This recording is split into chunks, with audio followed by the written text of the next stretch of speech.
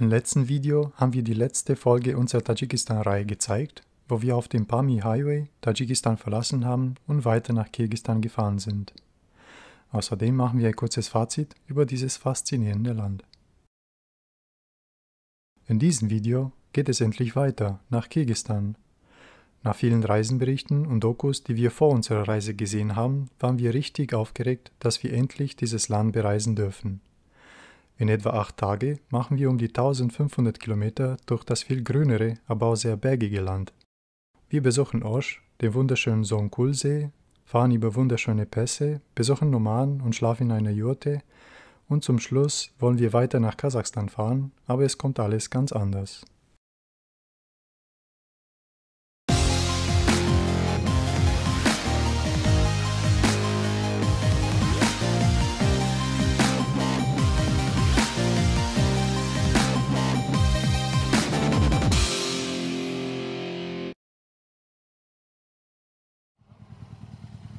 Wir fahren weiter mit Oliver. Ihn haben wir in Tadschikistan kennengelernt und weil es so gut passt, fahren wir schon seit einigen Wochen zusammen. In Sarıtaş, wo wir letztes Mal geblieben sind, hatten wir ein sehr gutes Gasthaus gefunden. Sie haben uns ein super Abendessen und Frühstück serviert. Der junge Besitzer sprach gut Englisch und war selbst auch Motorradfahrer. Wie immer haben wir auch hier andere Reisende getroffen und von ihnen die besten Tipps bekommen. Außerdem konnten wir im Ort Sumoni die lokale Währung besorgen und gutes 95er Benzin tanken. Die Berge der Transalai-Kette, die wir einen Tag davor überquert haben, sahen wir schneebedeckt im Rückspiegel immer kleiner werden.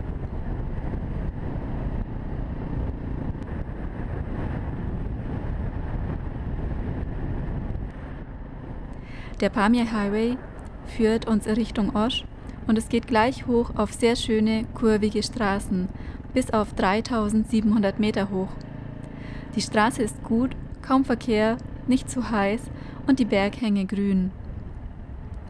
Im Vergleich mit den letzten Wochen in Tadschikistan, wo alles staubtrocken war, ist das hier wie eine andere Welt.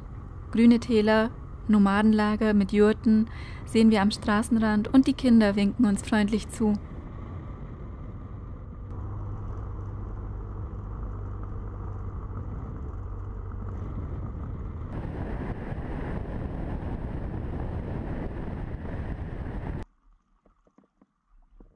Wer uns kennt, weiß, wie sehr wir unsere Kaffeepausen lieben. Inzwischen sind sie zu einem festen Ritual geworden und es ist mal wieder Zeit dafür. Und was wäre besser als ein Ort, der uns von anderen Reisenden empfohlen wurde? Ein Abstecher zu einem See. Bevor wir rechts in die Ortschaft abgebogen sind, hielten wir an einer typischen Wasserstelle an, um unsere Wasservorräte aufzufüllen. Vor uns waren Kinder an der Reihe, die ihre Kanister in Schubkarren auffüllten. Oliver teilte gerne seine Kekse mit ihnen. Immerhin gab es in dem Ort eine Wasserversorgung. In Tadschikistan ist das tägliche Wasserholen oft schwieriger.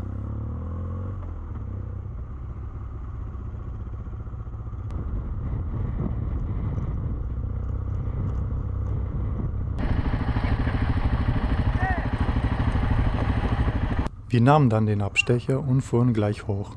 Die Schotterstrecke ist ganz okay, die Landschaft sehr schön. Wir sehen einige einfache Lehmhütten, in denen Viehzüchter leben. Die Höhe und die Trockenheit machen hier die Landwirtschaft unmöglich.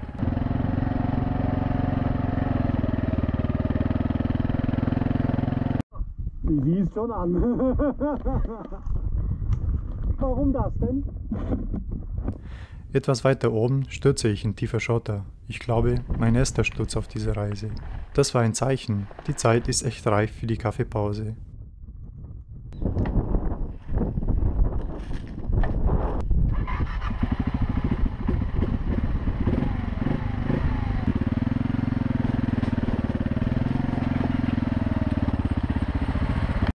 Wir erreichen schließlich den See und machen die lang gesehnte Kaffeepause. Der See ist nicht sehr groß, dafür aber sehr schön mit türkisblauem Wasser. Da es sehr abgelegen ist, könnte man vielleicht sogar eine Nacht am See campen.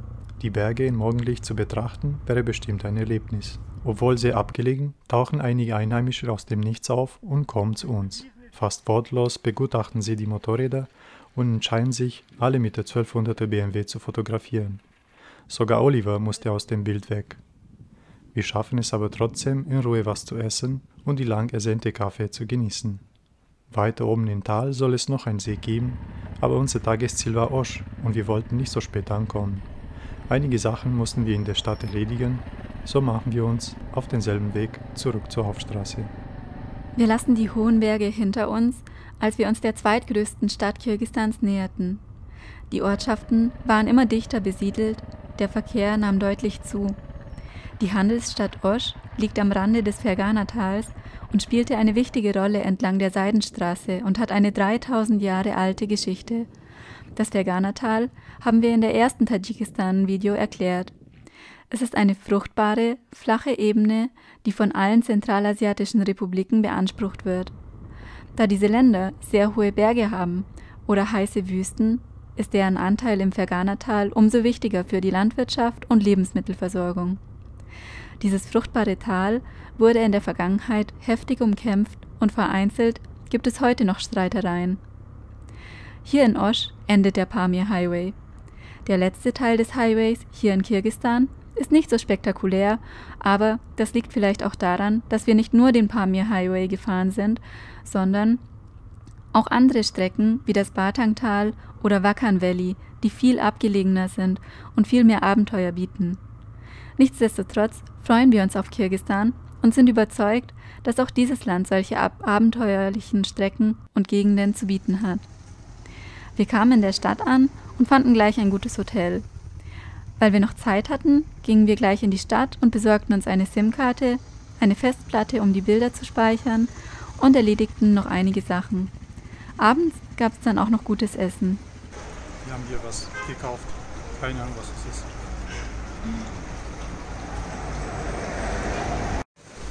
Nummer 1.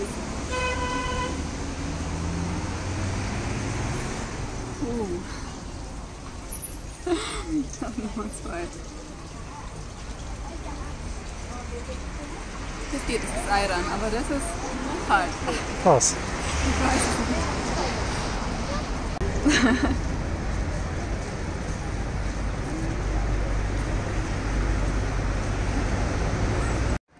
Quass. Okay. Mein erster Quass.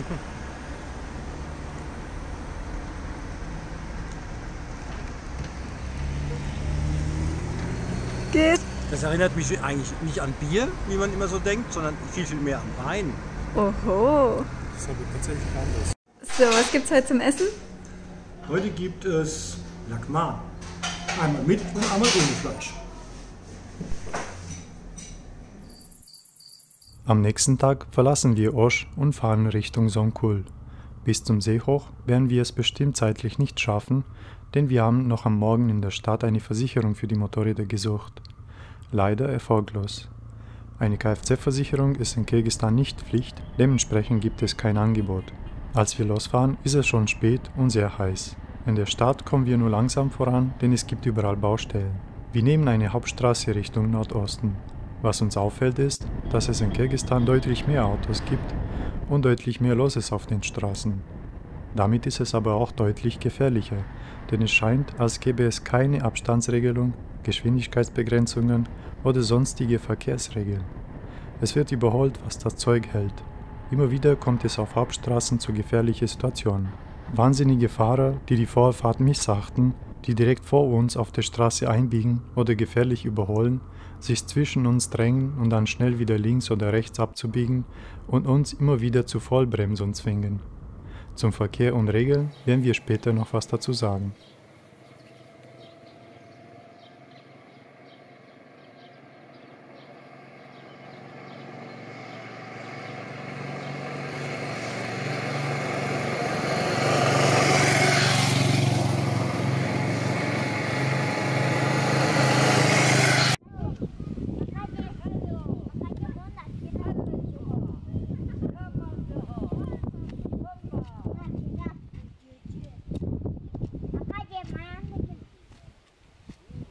Zum Glück haben wir nicht vor, ewig auf den Hauptstraßen zu fahren und biegen gleich ab Richtung hohe Berge.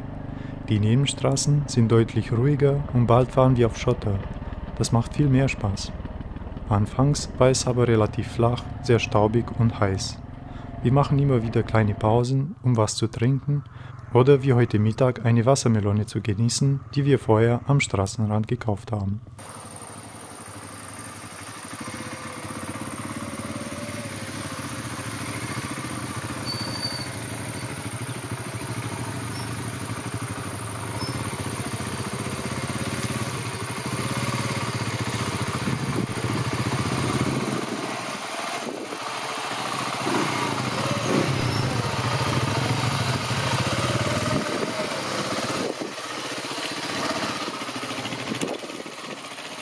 Kirgisistan ist eine ehemalige Sowjetrepublik, die 1990 mit dem Auflösen der Sowjetunion ihre Unabhängigkeit erlangte.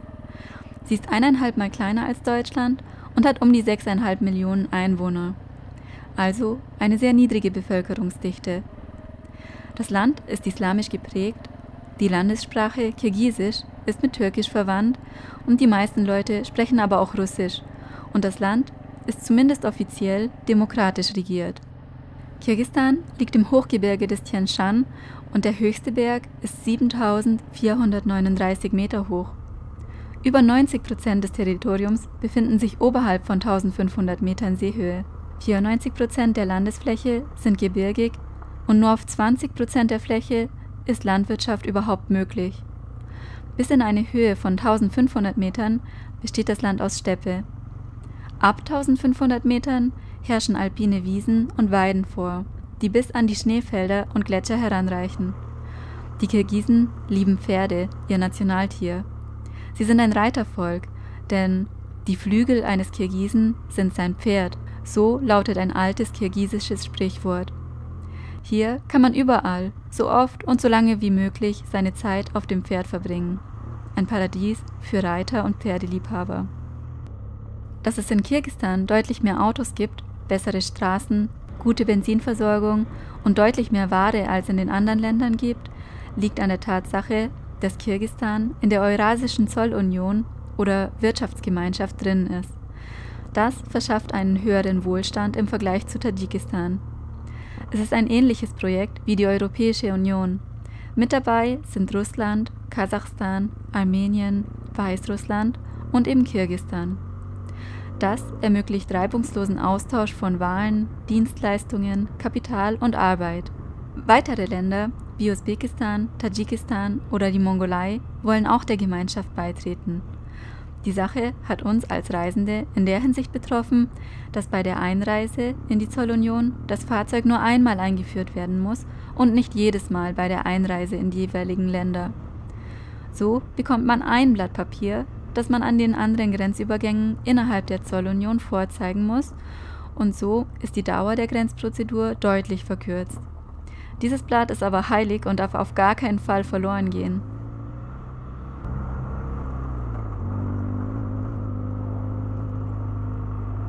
Wir fahren mittlerweile steil hoch auf den Kaldamo-Pass und die Berghänge werden immer grüner. Es ist bereits Nachmittag und das Spiel von Licht und Schatten macht das Panorama wirklich einzigartig. Wir freuen uns sehr, dass wir endlich schöne Strecken in Kirgisistan gefunden haben, richtig schöne Passstraßen mit Schotter, Staub, Dreck und einzigartige Blicke über das Bergpanorama. Die Passstraße ist komplett geschottert und nur für kleine Fahrzeuge geeignet, denn die Straße ist sehr eng. Wer Höhenangst hat, sollte lieber einen anderen Weg nehmen. Wir haben weder Angst, noch sind wir mit schweren Fahrzeugen unterwegs. Wir genießen jede Kurve, jeden Kilometer und jeden Höhenmeter.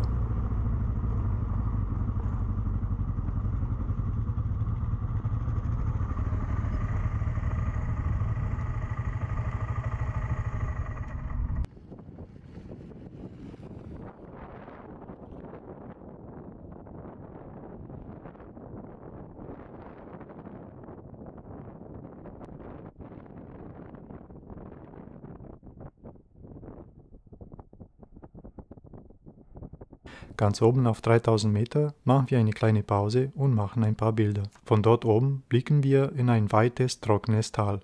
Da müssen wir morgen durch. Jetzt, wo die Sonne so tief steht, müssen wir einen Platz zum Übernachten finden. Zum Glück gab es einen Antrag in der iOverlander App mit einem geeigneten Zeltplatz, nicht so weit weg von uns, etwas weiter unten im Tal an einem Fluss.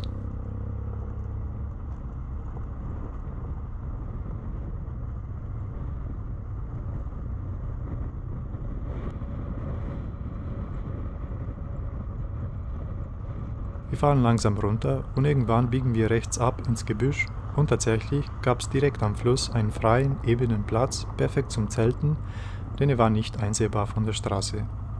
Wir haben gerade noch Zeit, die Zelte aufzubauen, etwas zum Essen zuzubereiten, ein bisschen Feuerholz zu suchen und schon war es dunkel.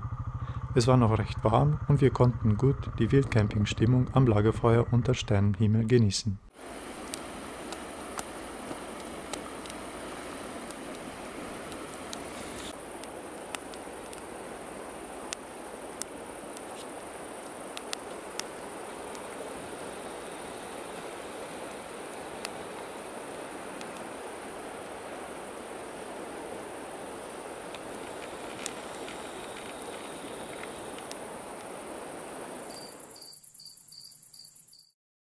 Die Nacht war ruhig und wir konnten am Morgen in Ruhe frühstücken und unsere Sachen packen.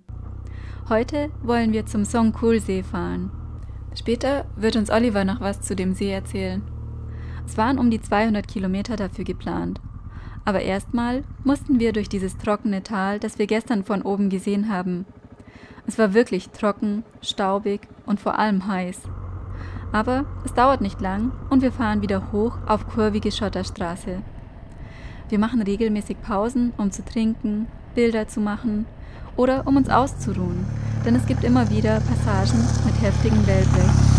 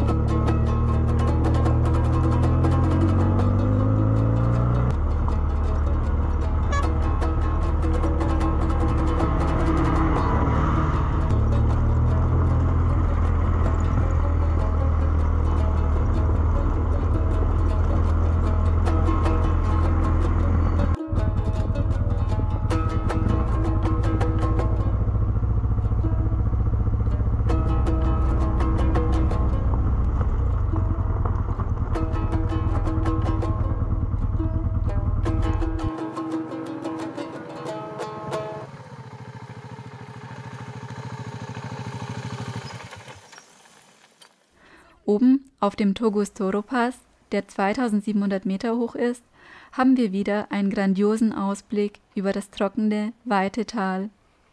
Von oben kann man die Straße bis in die Weite verfolgen und wir genießen den Ausblick.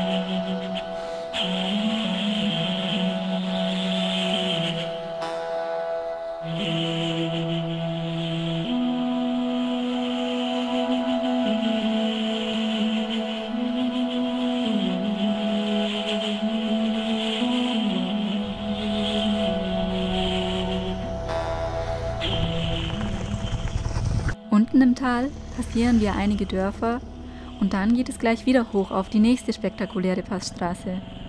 Es ist der letzte Aufstieg für heute. Dann sollten wir am Songkhul angekommen sein.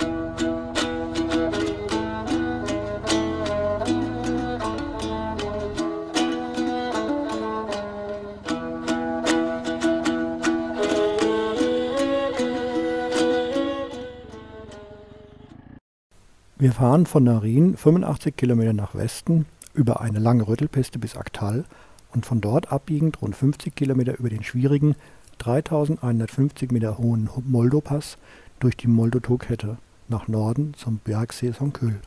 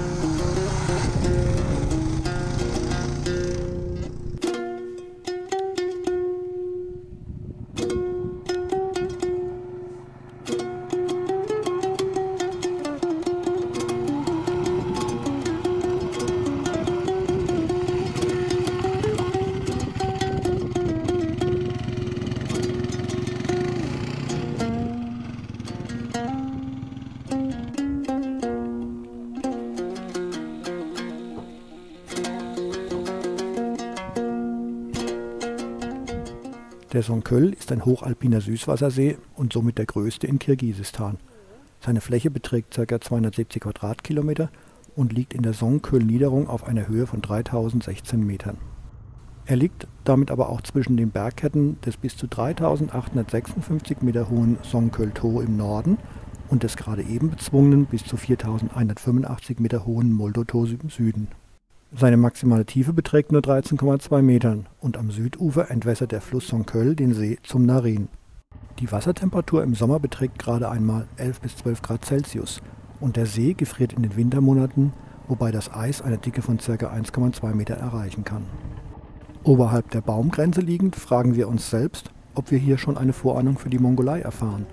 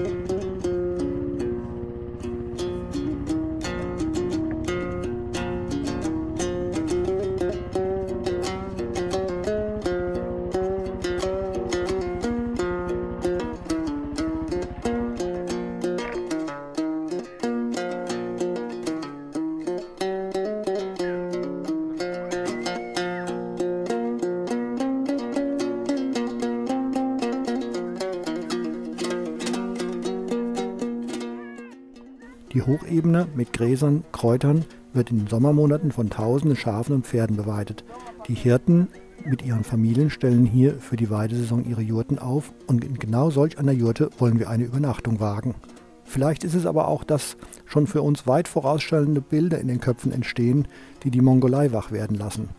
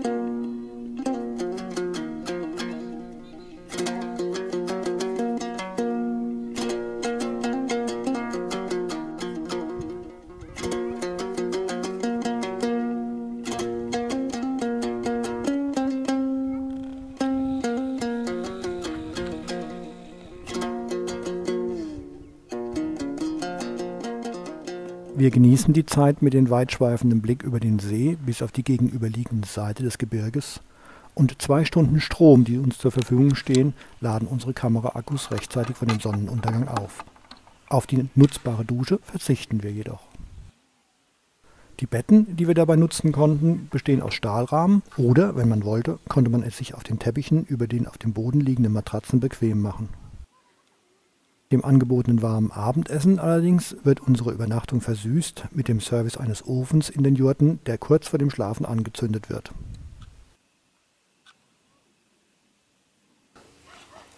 Willkommen in Kirgisistan. Es ist heute unsere 3. Nacht. Wir sind am Songkhul und wir schlafen zum ersten Mal in einer Jurte. Und die Jurte wurde beheizt. Und das freut uns sehr.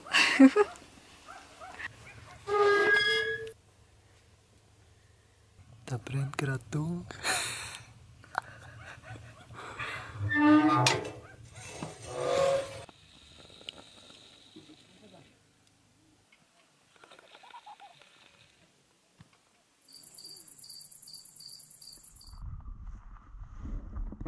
Am Morgen nach einer sehr kalten Nacht sehen unsere Mopeds auf den Sitzflächen etwas weißer aus. Das Plumpsklo nutzen wir nur sehr kurz. Dann nehmen wir noch das uns zur Verfügung gestellte Frühstück an und es gäbe ja natürlich auch noch die angebotenen Reittouren. Aber uns reizt jetzt schon die Abfahrt, die laut Karten sehr viele Windungen bereithält. War es die Anstrengung wert, den Songkhul anzusteuern? In jedem Fall sind wir der Meinung, allein die Erfahrung mit den Menschen, der Aussicht, den Straßen hierher, aber auch den Aussichten auf die Berge und den See, das möchten wir alles nicht missen. Die Jurte spiegelt in ihrer Einrichtung die soziale und spirituelle Ordnung der Nomaden wider. Jedem Familienmitglied ist ein Platz und sein Wirkungsbereich in der Jurte genau zugeschrieben. Raumaufteilung und Ausstattung sind hochoptimiert, um bei dem begrenzten Raum und den teils extremen klimatischen Bedingungen Kochen, Arbeiten, Wohnen und Schlafen zu ermöglichen. Eine Vielzahl von Verhaltensregeln ist zu beachten. Die einfacheren verlangen, dass man eine Jurte mit dem rechten Fuß betritt, ohne die Schwelle zu berühren, und sich im Inneren nicht länger als notwendig stehend aufhält. Wir sind auf dem Weg zum Isyk-Kul-See und haben bereits das nächste Highlight erreicht, nämlich den Kalmak-Ashu-Pass. Er ist einer von den 4 Pässen, die hinauf zum Songkhul führen, und er ist 3400 Meter hoch. Die Abfahrt ist richtig spektakulär. Man sieht sehr weit ins Tal, wo wir runter wollen, und wir genießen den Ausblick. Wir fahren langsam runter, die Kähren sind sehr eng, der Schotter sehr lose und ausgewaschen, und sehr steil ist es auch noch. Aber wir fahren vorsichtig. Weiter unten im Tal, wo es nicht mehr so steil ist, machen wir eine Kaffeepause mit russischem Gebäck. Wir hatten auch noch ein gutes Stück bis zur nächsten Asphaltstraße und es ging langsam immer weiter runter in die Hitze.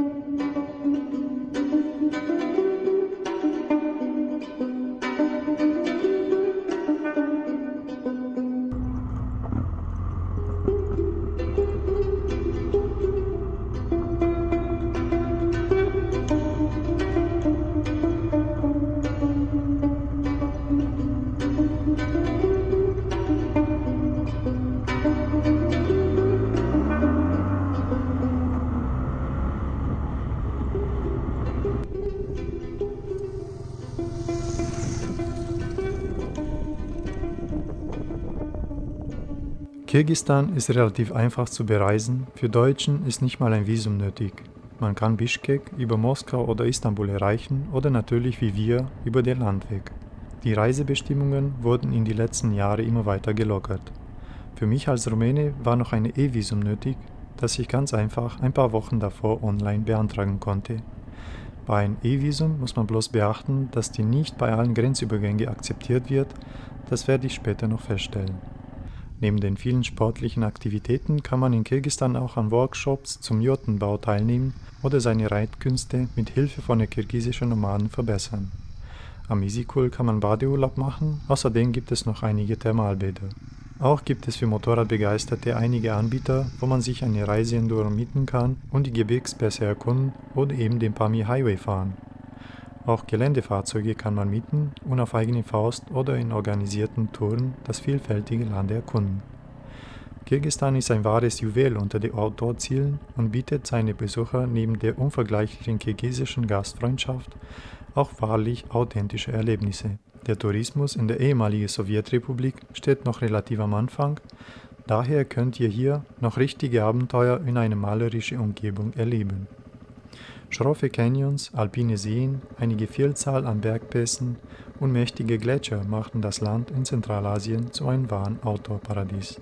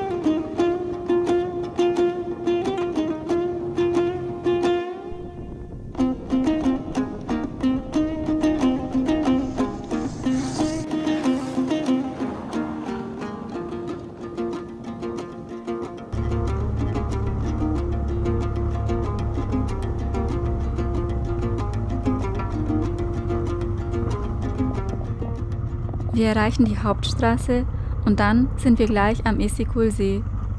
Obwohl die Straße manchmal direkt am See entlang führt, haben wir keinen guten Blick über den riesigen See. In einer kleinen Ortschaft finden wir ein Gasthaus, wo wir übernachten können.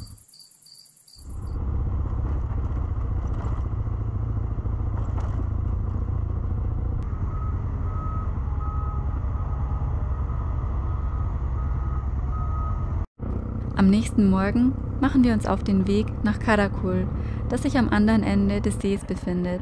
Weil auf der Hauptstraße am Seeufer entlang zu viel los war und uns gar keinen Spaß machte, entschieden wir uns, eine Parallelstraße, die durch die Berge führt, zu nehmen. Das war viel besser. Sie war auch geschottert und es gab gar keinen Verkehr. Bald machen wir die obligatorische Kaffeepause. Die Landschaft in diesem Tal war faszinierend und friedlich. Wir sahen ab und zu Tiere grasen und einige Nomadenlager.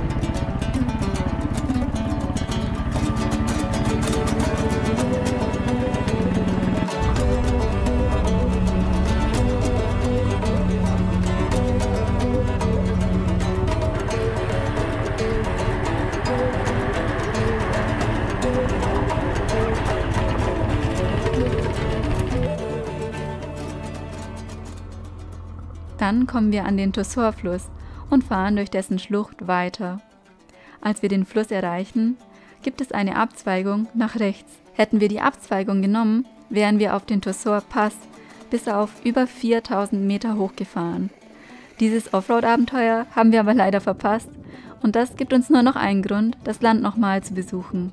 Auch die Schlucht, in die wir fahren, ist wunderschön, vielleicht etwas weniger krass.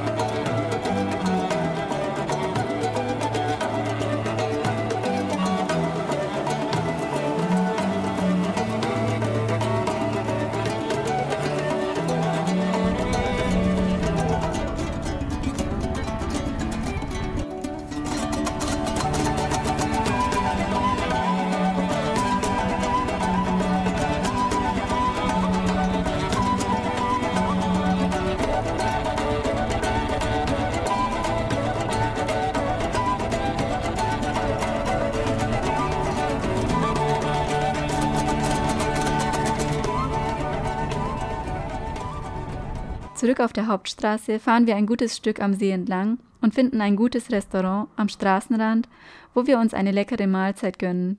In typisch kirgisischen, schön eingerichteten Divans bekommen wir leckeres kirgisisches Essen.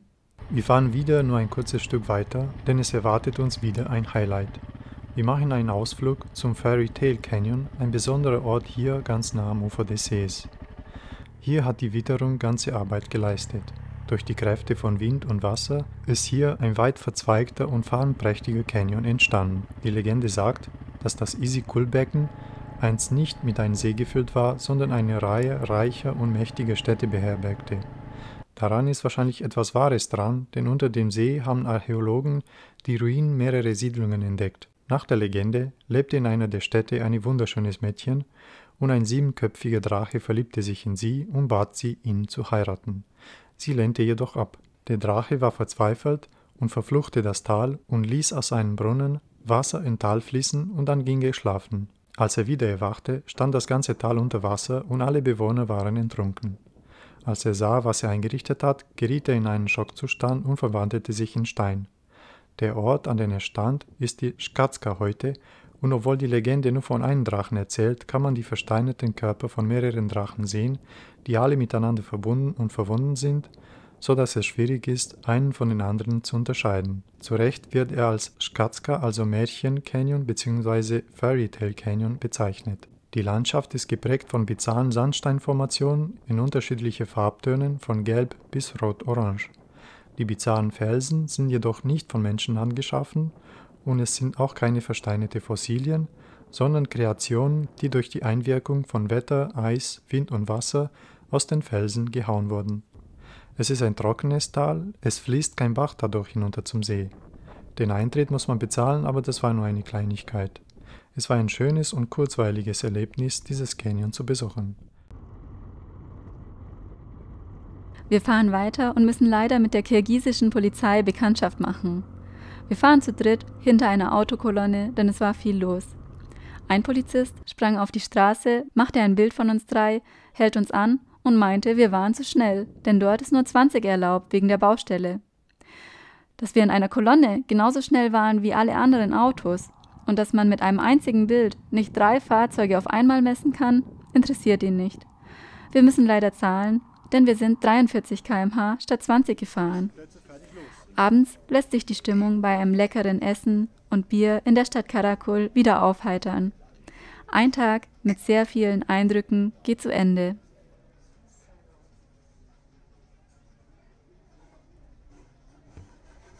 Und dann dürft ihr noch anstoßen und trinken. Tschüss.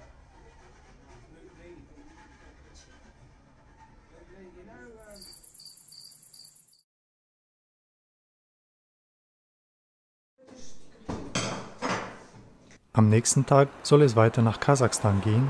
Soweit kam es nicht, aber das wussten wir am Morgen noch nicht. Nach dem leckeren Frühstück machten wir uns auf den Weg Richtung Grenze.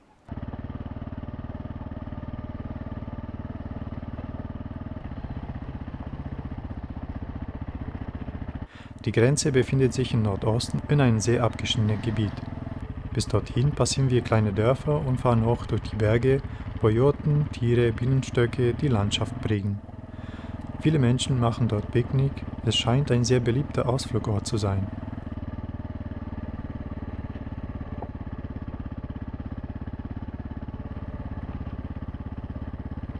Wir genießen die letzten Blicke über das saftig grüne Bergpanorama, bevor wir in Kasachstan nur noch weite Steppe sehen müssen.